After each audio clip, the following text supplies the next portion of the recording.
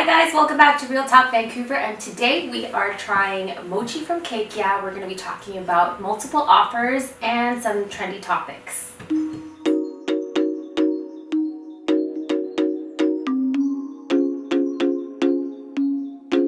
So I wanted to introduce you guys to one of my favorite dessert places in Port Moody that's called Cake Yeah. And at Cake Yeah, they have these amazing mochis, also known as daifuku, and I found these amazing niri-kiris as well. What is that? So These ones here? those ones in front. So they are, I believe it's bean and flour, sugar, stuff like that. So I want you guys to give it a try after our talk and see what you guys think. So before we eat the desserts, I think maybe we should just talk about what's happening in the market right now. There's a lot of people who are wondering, is it a buyer's market or is it a seller's market? And what do you guys think? I think it's really obvious that it's a seller's market right now. It's pretty crazy. It's been pretty crazy, I think, for the last 3 months. Yeah. So yeah, I think multiple offers is pretty much the norms these days. All the buyers, I feel, because a lot of the buyers have been going into multiple offers and losing several times, I feel that there's a little bit of a buyer fatigue, right? So, and it also takes a little bit of experience too. So maybe we could talk about what it takes to win multiple offers and how to strengthen your offers, because I think that would be really helpful for some of the people who are kind of scared of this market, right? Especially some of the buyers out there. As a buyer, do you freak out when you know that it's going to be a multiple offer? Is this something to worry about? And then on the seller's end, are you happy when you receive multiple offers for your home? So I think maybe we can discuss that. Well, I think definitely as a seller, you want that multiple offer situation. Yeah. That's kind of the best situation for you, because with multiple offers, it's gonna drive your prices up a little bit higher. Because people are bidding. They're bidding for it. Absolutely. But as a buyer, no. It's a tough position to be in. And absolutely, like you said, it's buyer fatigue. Because some of these buyers are going in, they see the price, and they're like, okay, I can manage with that price.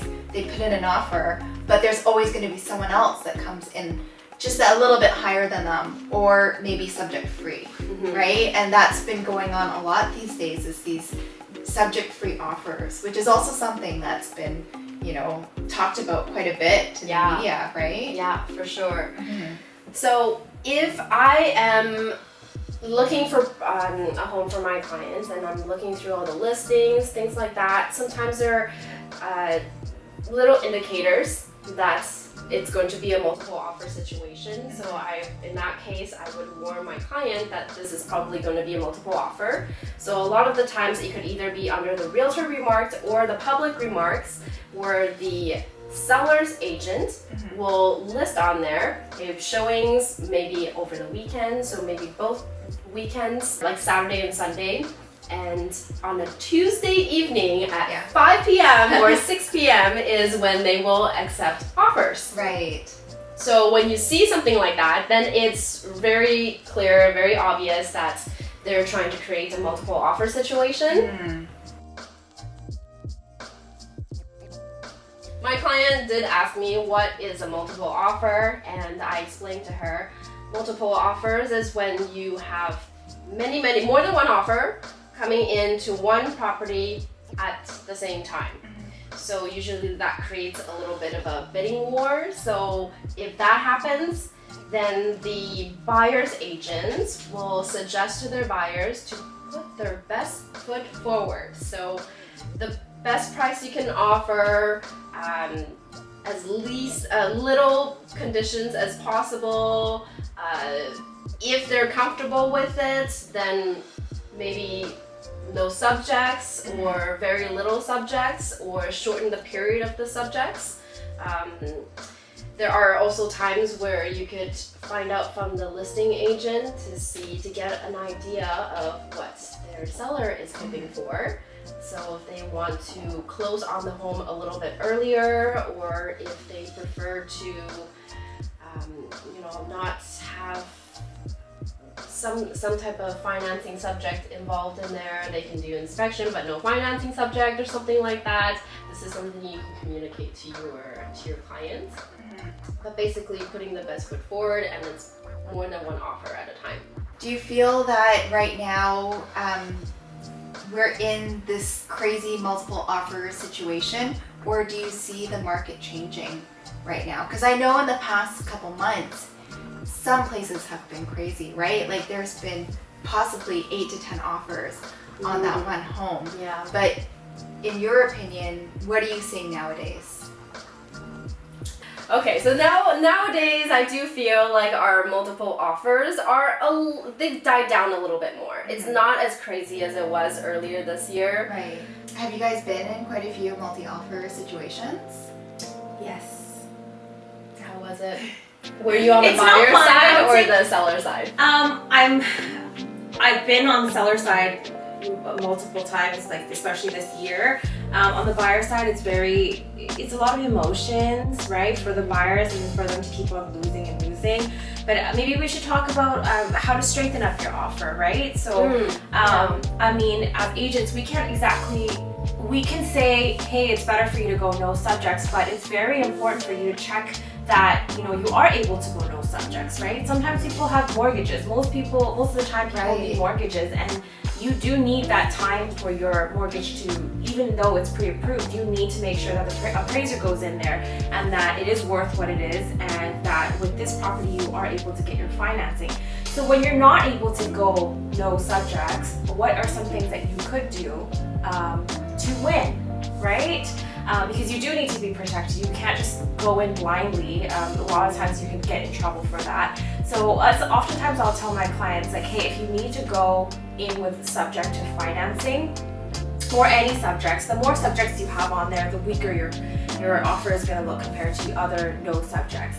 Most of the time I do find that around $25,000, that's like a magical number that people start thinking, hey, you know what, if I give these people 2 weeks to remove their subjects, I can gain another $25,000. Right. And I've seen my clients specifically as well pick a subject offer that has that amount, whatever that magical number is, for the seller to make it worth it for them, and they'll pick that and take the 2 weeks as a risk to make more money that way. So if you are going in with subjects, it's better for you to pay more. In a market like this, you're not going to get subjects on your contract and a deal. It's actually, even if you're winning in a multiple offer situation, that's already considered a deal, right? So that's kind of my experience. You know, I feel for all of the buyers that are in the market right now. I hear some people are writing 10 offers and not winning. Can you imagine though, you know, going in 10 offers and not winning?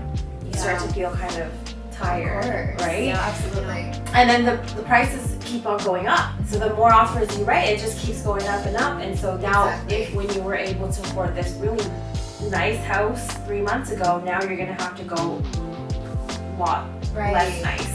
But I think things are changing now, right? There's more people that are looking to sell their place. So I do feel like it's become a little bit more, I wouldn't say balanced, but just there's Going less in that offers. direction. Yeah, exactly, right?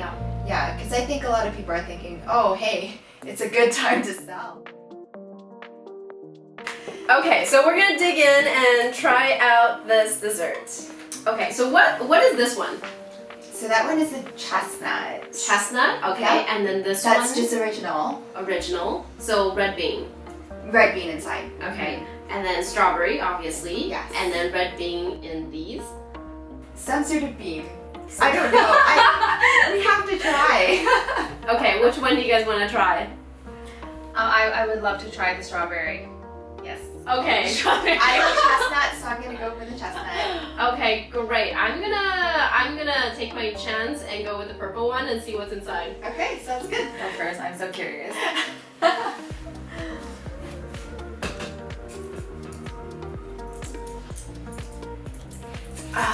Okay, so because the weather has been so good lately, so I've been doing a lot of walks along the seawall, and the other day we walked by Vancouver House, and then I was like, oh my god, did Did you guys hear about what happened at Vancouver House? Oh my god.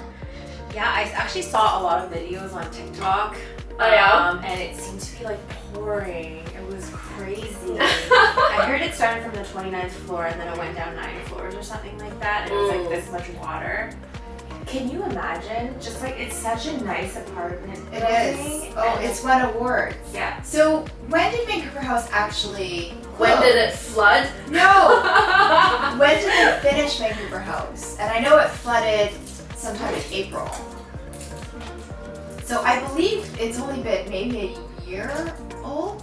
It's a pretty new building. It's a new It's building. a really new building. The buyers bought during pre-sale, so a couple of years back. Right. And they paid a lot of money. Oh, for sure.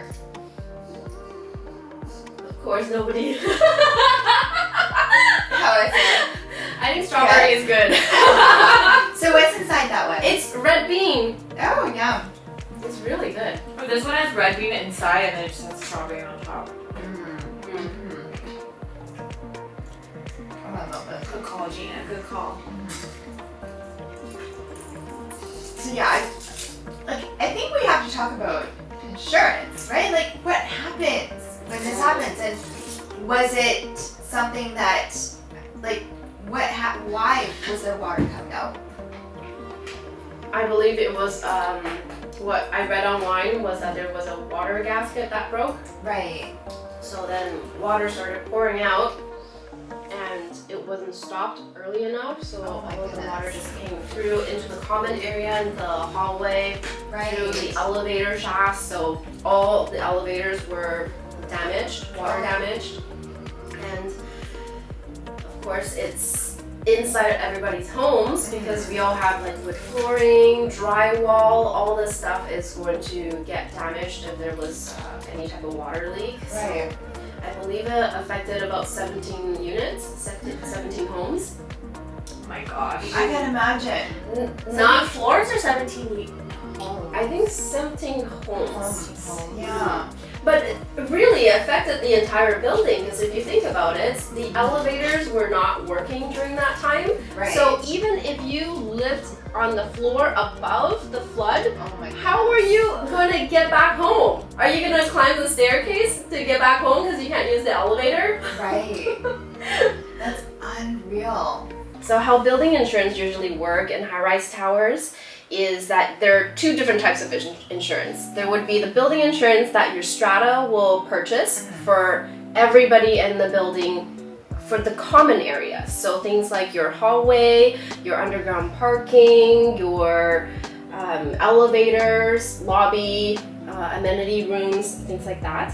For the individual units and the homeowners, it's best that you buy your own content insurance. So what content insurance would do for you is to protect you from any accidents that happen inside your home, which could affect your own, but also affect all of your neighbors. Imagine if you were using your washer and dryer and the washing machine floods and you weren't home for it or you didn't realize it and it floods downstairs and affects your unit downstairs.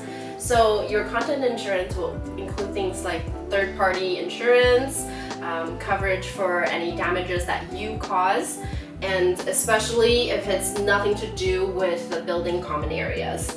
Yeah. Those are some really good points, Sherry.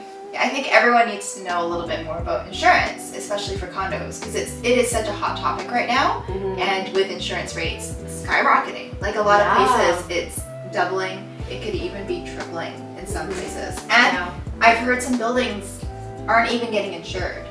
And so that's really dangerous for the people living there. Totally. So now you know.